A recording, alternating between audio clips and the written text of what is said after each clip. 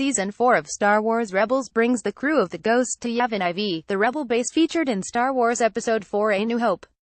The series is completing the backstory of the rebellion.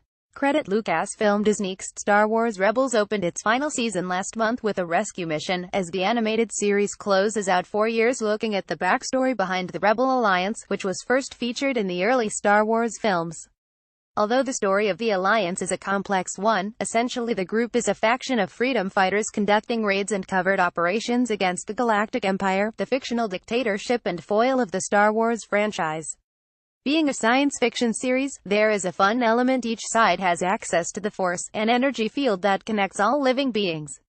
Practiced members can use the Force to do cool fighting moves. The animated Star Wars Rebels is a sequel to the television series Star Wars The Clone Wars 20,082,014 and runs weekly on Disney XD. In the Star Wars universe, Rebels takes place between the movies Episode 3 Revenge of the Sith, a prequel released in 2005, and Episode 4 A New Hope from the original trilogy, released in 1977. In a cinema far, far away, a Star Wars film guide, there's plenty of Star Wars universe content to look forward to in the coming years, including The Last Jedi, which opens in theaters December 15th. But Rebels showrunner David Filoni expressed wistfulness about his series in an interview with ComingSoon.net. "I think it sounds bleak, right? It's the beginning of the end. These stories, they're all told with the end in mind," he said, adding, "This season, to me, is one long movie. That's the way to think about it week to week. A season from the 4th season of Star Wars Rebels."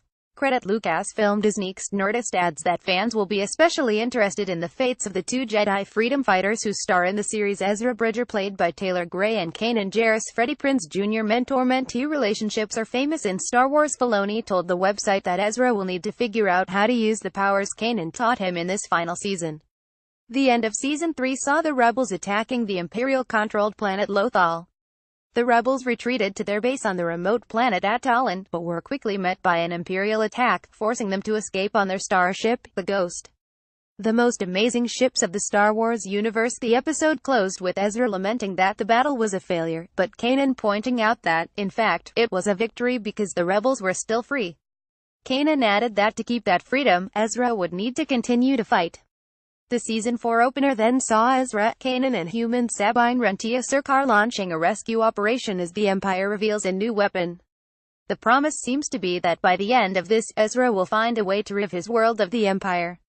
But we know that the Empire builds the Death Star, builds another Death Star, and they don't really get destroyed until Luke Skywalker does it in the movies, Filoni said to Nerdist. How in the world does this kid find any kind of victory in the middle of this conflict? What does he consider a victory? How is he going to use his powers? The next episode of Star Wars Rebels airs Tuesday, November 14th. Follow Elizabeth Howell at HowellSpace or space.com at space.com. We're also on Facebook and Google. Original article on space.com.